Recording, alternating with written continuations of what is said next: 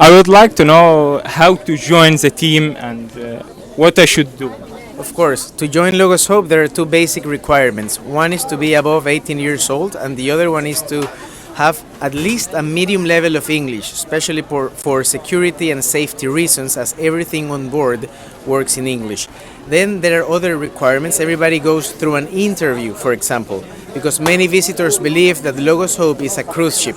So they think they come and it's just enjoying and having fun, but actually every single crew member on board is a volunteer that works 6 days a week and you only have 1 day off. So nobody gets paid, and in order to be here you actually have to pay, because we still here have a housing costs. For example, the food, we have breakfast, lunch and dinner, we have the shampoo, the soap, the deodorant that we use, we have a bed to sleep. So all those are costs that we need to cover, and usually we do it either with our savings or with family, friends, supporters, people that believe in what Logos Hope does and they're interested in supporting. However, I would say that for the specifics in Egypt, it's good if you go to our main website, which is www.gbaships.org, and then they can give you the specific information for Egypt, because in Ecuador it might be different. I am from Ecuador.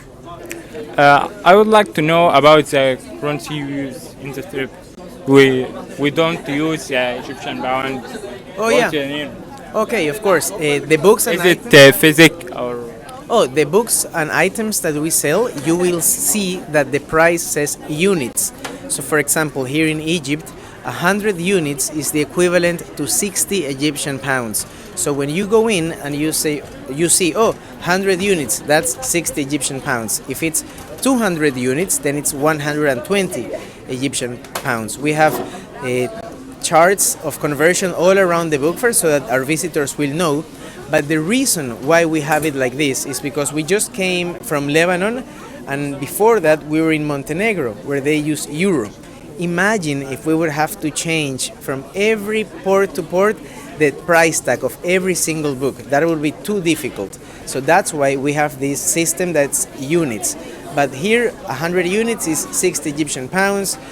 When we were in Europe, 100 units was the equal to 2 euro, and that's how it changes. But here in the book fair, as we are in Egypt, we receive Egyptian pounds, we also receive US dollars, euro, British pounds. Our visitors can pay with credit cards, MasterCard and Visa. What we do not accept is debit cards. Why? Because in the past we have had difficulties that when you run the debit card through the system, it appears to the customer as if the money has been deducted, but we never receive that money in our bank. So it's basically we're giving the books away for free. Okay, but units is not a currency. It's just a way for us to set a price. But we have it's not a paper, it's no currency. Like the units is just the price that we give. So 100 units here is 60 pounds. 100 units in Europe was 2 euro. 100 units when we were in Ghana, it was 360 Ghanaian something. So it always changes.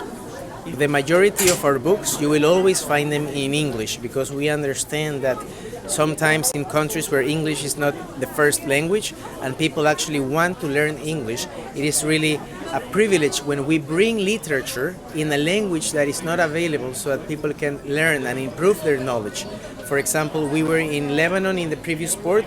We managed to get books in French, so people would feel that we also have something in their language. As we came to Egypt, we have books in Arabic.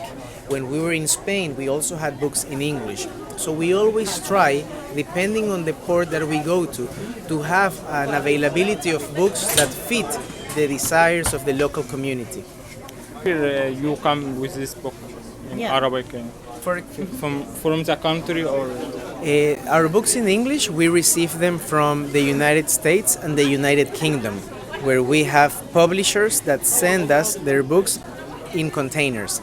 However, the books that we have in Arabic, some of them we bought them in Lebanon, and at the moment, if I am not mistaken, we're buying books here in Egypt so that we will have enough for when we finish the port here and we afterwards will go to Jordan.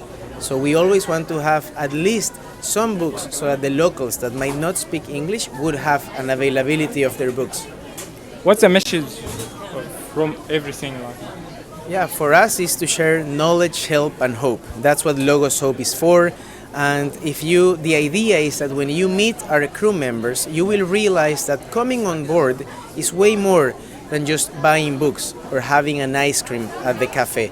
The idea is for us to establish relationships, to make friendships, because we came here to Egypt, most of us, is our first time.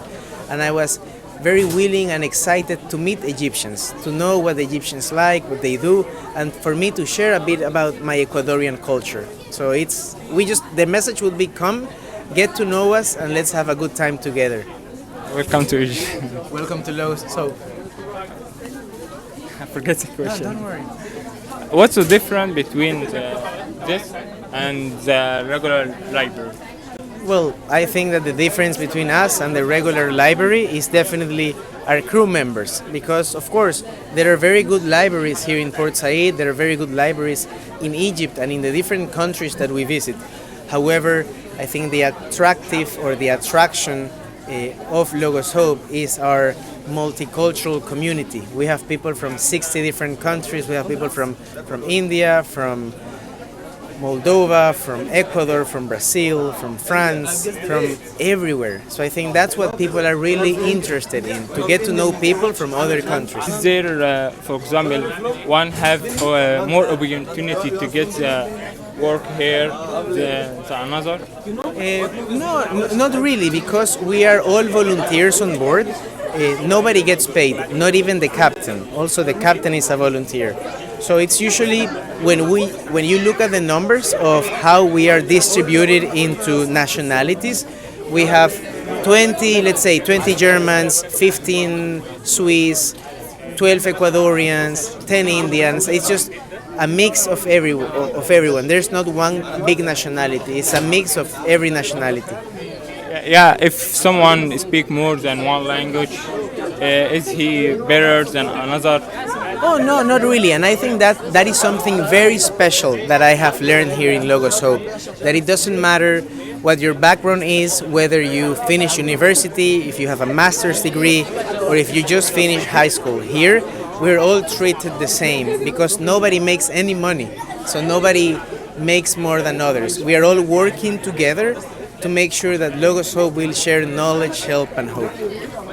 But what about sharing the message? Like it's when he, for example, speak more than one language, he was able to share your message to others. Well, it's definitely a privilege or something good. For example, when we were in Spain, me, that I'm a Spanish speaker, it's not that I was better or that I had more privilege, but of course, they needed people that spoke Spanish, so they would say, oh, please go to this event and help translating, or go to this place and help the team because they need translation. But when we are in a country like Egypt, where 99% of us do not speak Arabic, it's just, okay, everybody speaks English, and whoever can help us with translation, we are more than happy. Thank you for everything. Thank you very much. Thank you for coming. It's great to meet you. Take Me care. too. Pleasure. Can I shoot you? Sorry. Is there anything for free? For free, no. But two of these you can get in one of those bags, and for 300. Okay. Can you steal anything? Sorry? Can you steal anything? I would advise against it. Okay. It's not a good idea.